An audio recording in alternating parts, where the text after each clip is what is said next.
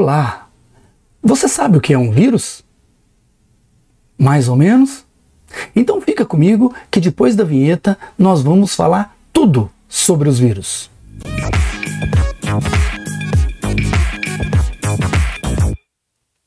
É isso aí, pessoal! Eu sou o professor Arley, estamos aqui para mais uma super aula de biologia. Aproveita, dá um like no canal e já se inscreve também, que hoje o nosso assunto é muito legal. Nós vamos falar sobre os vírus. Vamos lá então? Então beleza! Bom, vamos começar falando sobre essa frase. Vírus, os piratas da célula. Meu Deus, por que será que os vírus são chamados de piratas da célula? Então, antes de mais nada, nós temos que entender o seguinte: se o vírus é o pirata, então ele deve roubar alguma coisa da célula. E a nossa primeira discussão é essa. Os vírus são organismos vivos? O que você acha? Vírus é vivo ou não é vivo? Bom, gente, aqui nós temos duas discussões muito interessantes para se fazer. Primeira delas, a gente defende que o vírus não é um ser vivo. Por quê? Porque os vírus não possuem células, eles são acelulares. E a teoria celular diz o seguinte: para ser um ser vivo, tem que ter célula. Todos os seres vivos são formados por células.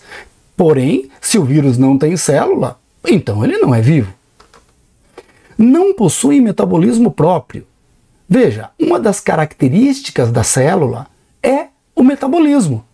Né? O metabolismo é aquele conjunto de funções que acontecem dentro da célula. Se o vírus não tem metabolismo, ele também não pode ser vivo. Mas muita gente defende que os vírus são vivos sim.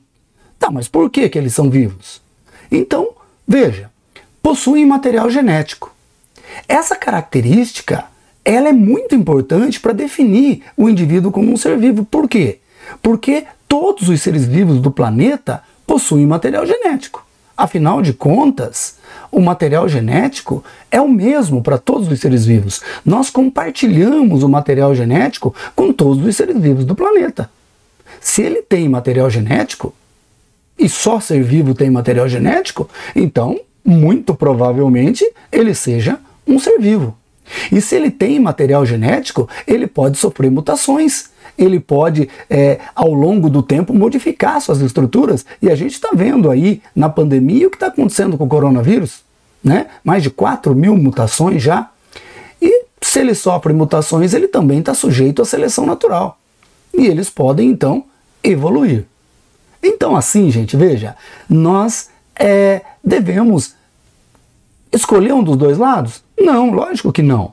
Nós temos que conhecer os argumentos. É mais fácil a gente aceitar que o vírus seja um elemento de transição entre os corpos brutos e os seres vivos. Tá ok? E agora nós vamos falar um pouquinho sobre o tamanho do vírus. Quanto mede um vírus? Bom, gente, a gente precisa primeiro ter um parâmetro de comparação. Né? Então vamos pensar o seguinte: a célula é de que tamanho? Puxa, eu também não sei que tamanho que é a célula. Então vamos fazer o seguinte: você tem uma caneta aí na sua casa, uma caneta esferográfica? Pega essa caneta, na pontinha dessa caneta tem uma esfera, por isso que ela é esferográfica. Essa esfera mede em torno de 1 milímetro. Pega essa caneta e bate aí na folha do seu caderno e veja essa bolinha. Essa bolinha de tinta que fica aí, ela mede 1 milímetro. Agora, para você ter ideia do tamanho da célula, você pega essa bolinha de 1 milímetro e divide ela em 1000 partes. 1000 partes. Tá? Se eu dividir o milímetro em 1000 partes, cada parte da divisão vai se chamar micrômetro ou micrometro. Então, uma célula tem em torno de 10 até 100 micrômetros. Tá? Lógico, as maiores células, a maior célula do corpo humano é o óvulo, que tem um pouco mais de 100 micrômetros. Tá? Então, a partir daí, você imagina o tamanho da célula. Agora, você pega 1 micrômetro, que já é resultado da divisão de 1000 do milímetro, é a milésima parte do milímetro, e divide o micrômetro em 1000 de novo. Consegue imaginar esse tamanho? Então, aí se você dividir esse micrômetro em 1000 de novo, você vai ter o nanômetro ou nanômetro. E aí é em nanômetro que nós vamos classificar os vírus. Então veja, eu tenho vírus de 20 e poucos nanômetros, eu tenho vírus agora de 90 nanômetros, eu tenho vírus de 150 nanômetros, aí já são vírus maiores. São poucos, tá? Que os vírus são bem pequenos. Eu posso, 225 nanômetros, um bacteriófago, um vírus de bactéria. A 300 nanômetros seria um vírus gigante, mas eles existem. Tá? Agora compare esses vírus aqui com o tamanho de uma bactéria. Veja, essa bactéria aqui, a Escherichia coli, ela tem em torno de 1000 nanômetros, ou seja, 1 micrômetro, certo? Agora, você tem a bactéria sendo muito maior que o vírus. E agora veja a célula humana. Eu tenho aqui uma hemácia com em torno de 10.000 nanômetros. Tá? Então, só para a gente fazer essa comparação e saber do que nós estamos falando, o tamanho desse organismo, desse micro-organismo, se nós considerarmos ele como um ser vivo. Características gerais dos vírus. Como que os vírus se caracterizam? Veja, gente, primeira coisa, a estrutura de um vírus ela é feita de maneira bem simples, muito mais simples que a célula. Então eu tenho uma cápsula de proteína, chamada capsídeo, e dentro dessa cápsula de proteína está o material genético. Tá? Então eu tenho, na verdade, uma cápsula de proteína que guarda o material genético. Alguns vírus podem ter outras estruturas por fora dessa cápsula de proteína. Tá? Os vírus, esse material genético que eu comentei com você, ele pode ser DNA ou RNA. O vírus nunca tem os dois tipos de materiais genéticos. Nós sim, nós temos tanto DNA como RNA, mas o vírus não. O vírus ou é um ou é outro. Quando o vírus tem um material genético chamado DNA, a gente diz que ele é um adenovírus. Olha aqui, ó. Essa imagem que está à direita aqui mostra um adenovírus. É um vírus que o material genético é DNA. Existem vírus com DNA de fita dupla, de fita simples, RNA de fita dupla ou simples. E se tem, então, vírus de RNA, esse vírus de RNA, ele também deve ter um nome. Sim, olha aqui, ó. São os retrovírus. Retrovírus é vírus de RNA. Adenovírus é vírus de DNA. Continuando, o que seria um vírion? Um vírion é quando o vírus deixa a célula e está migrando para uma nova célula. Então, fora da célula, essa partícula viral leva o nome de vírion. Tá bom? São sempre parasitas intracelulares obrigatórios. O que isso significa? Significa que o vírus ele tem que parasitar a célula do lado de dentro. Tá, professor, o que isso tem de especial? Isso tem de especial o seguinte, gente, ninguém parasita a célula pelo lado de dentro. Só os vírus. A bactéria, por exemplo, o fungo, eles são parasitas extracelulares. Eles parasitam a célula para o lado de fora. Então o que acontece?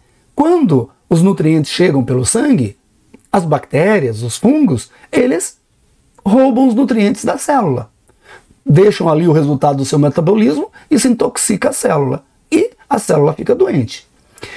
Mas se você também toma um remédio, um antibiótico, por exemplo, ele vai pelo sangue e mata a bactéria. Mas o vírus não, porque o vírus está lá dentro da célula. Tá? E a membrana celular, ela é muito enjoada, né? Que a membrana celular, ela é seletiva, lembra disso? Ela seleciona quem entra e quem sai. E moléculas muito grandes, como proteínas, medicamentos, a célula não deixa entrar. Nossa, quer dizer que o vírus fica protegido dentro da célula. Além dele parasitar a célula, ele ainda está protegido lá dentro? Sim, é isso mesmo. Mas então como é que ele entra?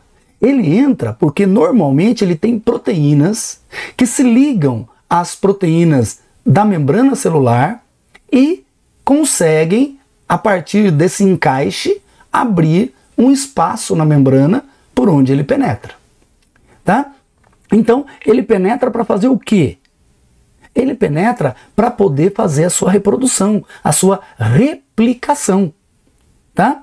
E lembrando também, gente, que os vírus, eles não têm metabolismo. Vírus não respira, vírus não excreta, o vírus não tem metabolismo. Então, como que ele faz? Veja, na verdade, ele entra na célula e ele tem os genes, né, para fazer novos vírus. Mas só. O resto, a célula tem que participar. Então, a via metabólica celular acaba funcionando para fazer vírus. Tá bom? Já nós vamos falar um pouco mais sobre isso. Os vírus só podem ser vistos ao microscópio eletrônico. Tá? Lógico, gente, veja, você viu o tamanho? O microscópio óptico, esse que você tem na escola, que você vê de vez em quando, ele não dá conta de ver vírus. Então, só os microscópios eletrônicos. Forma dos vírus. Existem vírus de diferentes formas. Existem vírus esféricos, vírus helicoidais, poliédricos, icosaédricos, cilíndricos. Veja aqui, nessas imagens, você vê vírus de vários tipos, de várias formas. Tá? Bom, gente, aqui nós temos uma classificação de Baltimore sobre as famílias dos vírus. Veja, se vírus tem classificação de famílias, há grande chance dele ser vivo, não é verdade? Já que a classificação dos seres vivos é feita para quem é vivo, não é verdade? E observa que termina tudo em DAE, em DAE, né? Que a gente sabe que é família. Então, olha essa daqui, ó, Coronaviridae, ou seja, a família do coronavírus, esse que está aí atrapalhando a nossa vida, não é verdade? Mas veja quantas famílias tem, gente, ó, famílias que tem só RNA, famílias que tem DNA e RNA, famílias só de DNA. Então, nós temos aqui nessa classificação mostrando a diversidade dos vírus. Podemos classificar os vírus em dois grandes grupos. Tá? Bom, primeiro nós classificamos eles de acordo com o material genético em adenovírus e retrovírus, que nós fizemos agora há pouco. Agora nós vamos classificá-los de acordo com a presença de um envelope. Tá? Em vírus envelopados e vírus não envelopados ou nu. Se você olhar nessa imagem aqui do lado, você percebe a presença do envelope e o vírus nu. Mas esse envelope é feito de quê? Olha, gente, quando o vírus sai da célula, ele leva com ele pedaço da membrana plasmática revestindo o vírus. E essa membrana, então, forma o envelope do vírus. Isso ajuda muito o vírus na hora de enganar a célula para entrar. Tá? Então, os vírus envelopados são vírus que possuem uma membrana plasmática. Ah, professor, mas então ele é igual à célula? Não, gente, não. Essa membrana não é dele, essa membrana ele retirou da célula. Tá legal? E tem vírus que não possuem esse envelope. Hospedeiro dos vírus. Olha, gente, aqui nós temos praticamente os 5 reinos de Whittaker, né? Os protozoários que fazem parte do reino protoctista, ele também ataca algas. Aqui nós temos cogumelos do reino fungi, as bactérias do reino monera, os vegetais do reino plantae e os animais do reino animalia. Ou seja, vírus não escolhe hospedeiro. Mas eu não posso deixar de te dizer uma coisa. Ele não escolhe hospedeiro, mas ele escolhe região para parasitar. Tá? Por exemplo, o vírus da hepatite, ele parasita somente o fígado. O vírus da poliomielite, ele parasita o sistema nervoso. O vírus da gripe, ele parasita as vias aéreas. Então o vírus, ele é específico. Por quê? Porque ele tem a proteína que abre a membrana de células específicas, e não de todas as células de uma vez só. Mais ou menos assim como cada porta abre, cada fechadura abre a sua porta. Tá bom? A replicação viral. Olha, gente, a replicação viral também é chamada de reprodução viral, né? Então, fazer réplicas é fazer cópias. Tá? Os vírus só podem se reproduzir no interior de uma célula viva, porque eles são parasitas intracelulares obrigatórios. E isso nos leva a crer, então, que os vírus surgiram depois do surgimento da célula. Por quê? Porque ele precisa da célula para parasitar. Se não tiver a célula, ele não consegue parasitar. E aí ele não consegue energia para produzir novos vírus. Tá bom? Veja, repetindo para você então que o vírus ele possui genes limitados. Tá? Esses genes têm a capacidade, então, de, vamos colocar aqui entre aspas, escravizar a célula e tomar conta do maquinário celular. Ou seja, tomar conta da síntese de proteína, dos ribossomos, do RNA mensageiro, do RNA transportador. Tá? Então, a célula tem que entrar com o maquinário, porque o vírus não tem. Tá bom? Então os vírus precisam da via metabólica da célula para poder se replicar. E os vírus apresentam dois ciclos bastante conhecidos e muito importantes para nós. Tá? Aqui você tem imagens de um vírus específico de bactérias. É verdade, vírus ataca bactéria. Sim. Esses vírus aqui, por atacar bactérias, eles são chamados de bacteriófagos, tá? Vírus que atacam bactérias. E os vírus, então, podem ter dois tipos de ciclos. O ciclo lítico e o ciclo lisogênico. O ciclo lítico, o nome da palavra lítico, vem de lise, de quebra, degradação. Então, essa própria palavra induz a gente a imaginar que no ciclo lítico ocorre o rompimento da célula, a lise da célula, a morte da célula. Tá? E no ciclo lisogênico não. No ciclo lisogênico a célula hospedeira permanece viva. Então agora nós precisamos entender a diferença entre esses dois ciclos. Mas você está comigo e vai entender com certeza. Veja, no ciclo lítico, a primeira coisa que o vírus faz é se fixar na membrana da bactéria. Isso aqui é uma célula de bactéria, tá aqui, ó, cromossomo bacteriano, e você vê o cromossomo bacteriano aqui, que é um cromossomo circular. Olha aqui, ampliado, o vírus, parece aqui uma nave espacial, né? Mas eu vejo aqui o capsídeo e lá dentro o DNA. Então, esse vírus agora, o que ele vai fazer? Ele vai injetar, como se fosse uma injeção, ele vai injetar o material genético para dentro da célula. No caso do bacteriófago, ele não entra na célula, só o seu material genético, tá bom? Aí, esse material genético lá dentro da célula, ele coordena os ribossomos e os ribossomos começam a produzir as peças proteicas necessárias para fazer um novo vírus. Tá certo? Então, ele vai construindo novos vírus até o momento que todos os vírus estão prontos e são expulsos da célula, rompendo, fazendo a lise da membrana celular e levando a célula à morte. Tá?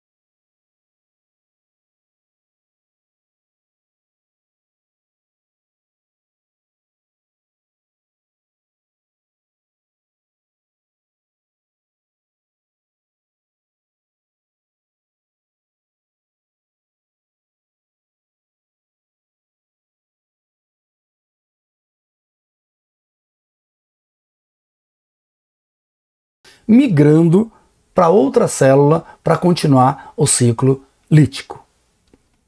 Bom, gente, agora nós vamos ver o ciclo lisogênico. O ciclo lisogênico é o contrário do ciclo lítico, mas ele começa da mesma maneira. Veja, o vírus fixa na membrana da célula, injeta o seu material genético, está aqui o seu material genético, em vermelho está o cromossomo bacteriano, ele se integra ao cromossomo bacteriano, e quando a célula se divide, olha lá, o DNA do vírus vai junto. Esse DNA do vírus nós chamamos de prófago, tá? O prófago é esse DNA que está fixado na bactéria. Então a bactéria pode fazer 2, 10, 15, 100 divisões que só vai aumentando o número de vírus. Mas esse vírus está, vamos colocar entre aspas, dormindo.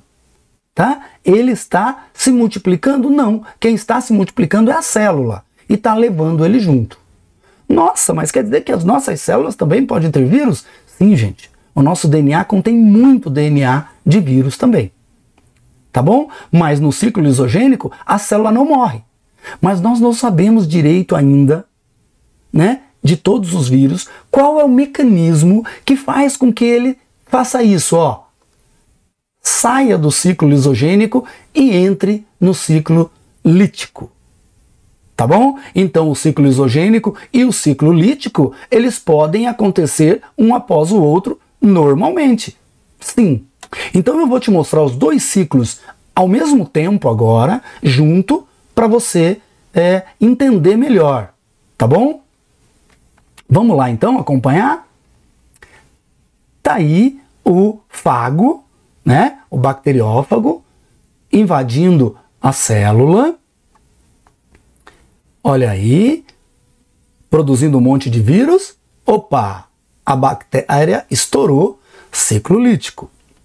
Ou ele pode colocar o seu material genético no DNA da célula e se duplicando, né? A célula vai se duplicando e levando os vírus com ela.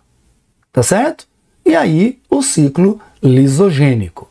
Tá bom? Nesse ciclo aqui, ó, o lisogênico, então, não há a destruição celular. Pode ser que o vírus acabe deixando determinados genes dentro da bactéria, por exemplo.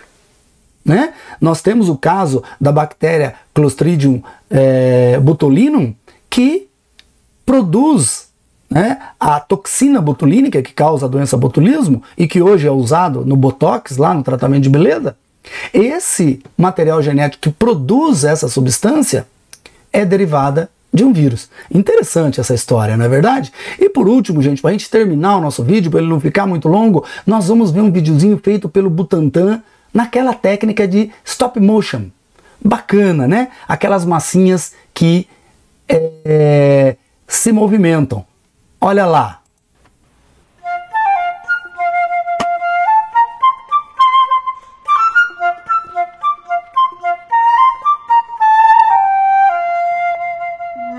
O terror das bactérias, um bom nome, né? Olha aí o bacteriófago, muito prazer. Esse só ataca a bactéria, tá? Fica tranquilo.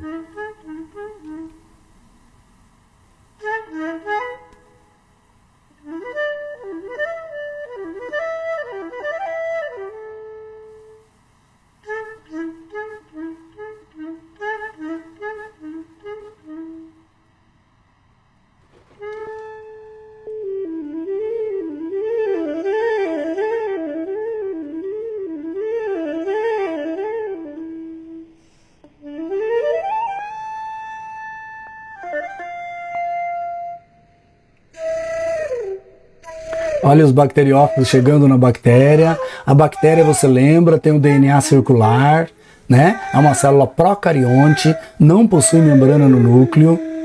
Então, o material genético do vírus não precisa passar pela membrana do núcleo, ele já está ali, ó, no DNA, no citoplasma da bactéria.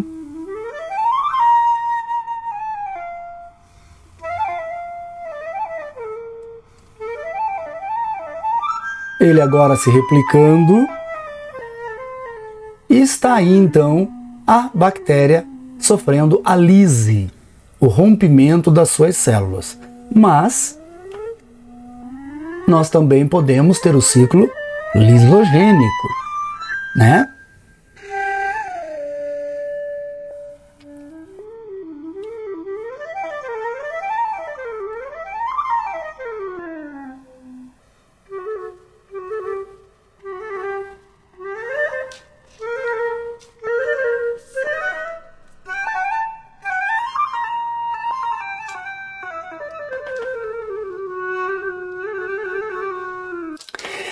É isso daí, pessoal! Espero que vocês tenham gostado dessa aula. Vírus é um assunto muito, muito, muito interessante.